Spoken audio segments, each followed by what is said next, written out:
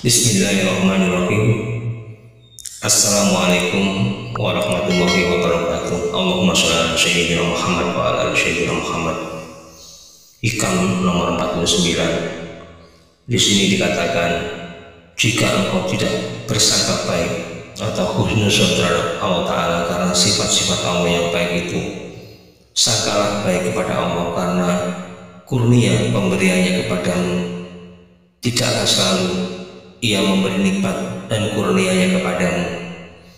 Apabila engkau tidak dapat berbaik sangka terhadap Allah, karena Allah itu bersifat Rabbul Alamin, Tuhan yang mencipta, melengkapi, memelihara, dan menjamin seisi alam, Ar-Rahman, Ar-Rahim, pemurah lagi penyayang, maka sudah selayaknya engkau harus berbaik sangka kepada Allah, karena tiada henti-hentinya nikmat kurnia Allah atas dirimu dan anak keluargamu, yakni sejak engkau berupa mani hingga matimu.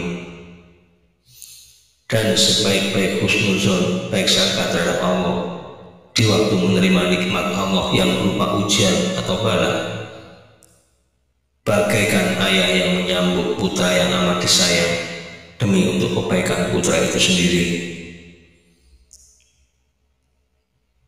Firman Allah Ta'ala Surat Al-Baqarah ayat 216 yang artinya, mungkin kamu enggan atau tidak menyukai sesuatu padahal itu baik bagimu.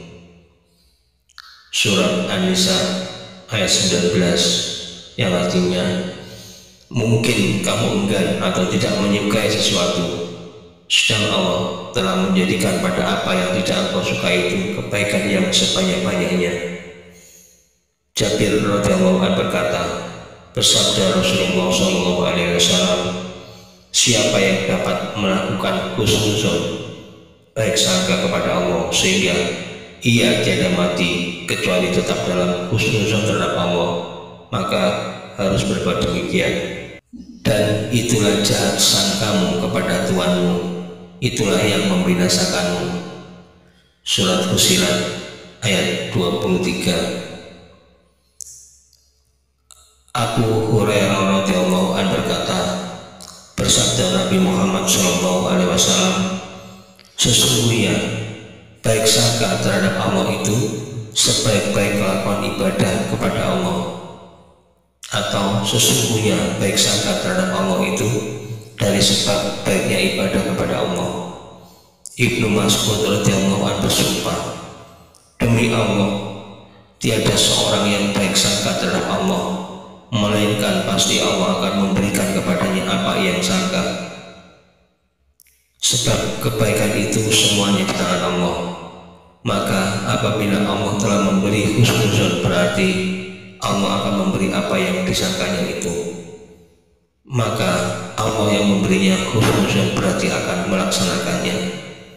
Abu Sa'id Al-Khudri radhiyallahu anhu berkata, Rasulullah Muhammad SAW menyambangi orang sakit. Maka Rasulullah bertanya kepada orang sakit itu, bagaimanakah sangkamu terhadap Tuhanmu? Jawabnya, ya Rasulullah, aku husnuzon. Maka bersabda Nabi Muhammad SAW, sangkalah sesukamu kepada Allah, maka Allah selalu akan memberi apa yang disangka oleh orang mukmin.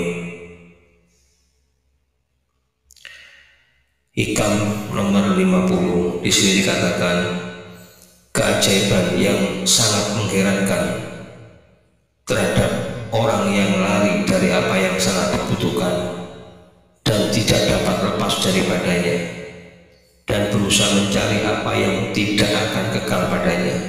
Sesungguhnya bukan mata kepala yang buta, tetapi yang buta ialah mata hati yang di dalam dada.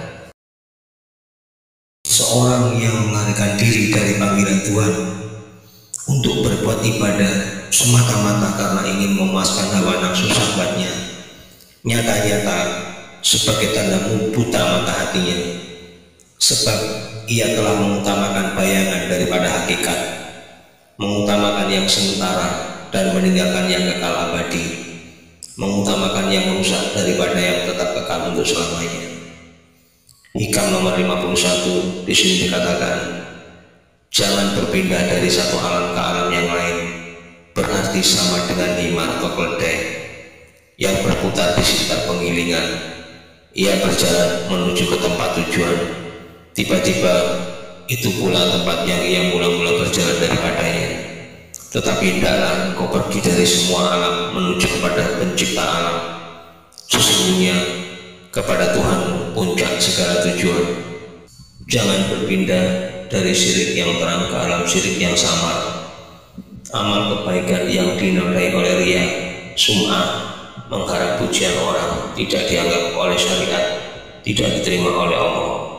Dan apabila telah bersih dari semua itu, kemudian beramal terdorong oleh karena menginginkan kedudukan atau kekayaan atau kekeramatan dunia atau akhirat, sebab itu masih termasuk alam hawa nafsu, tetapi belum mencapai tujuan ikhlas yang berarti bersih dari segala tujuan selain melulu pada Allah, yakni sebagai imam pamrih.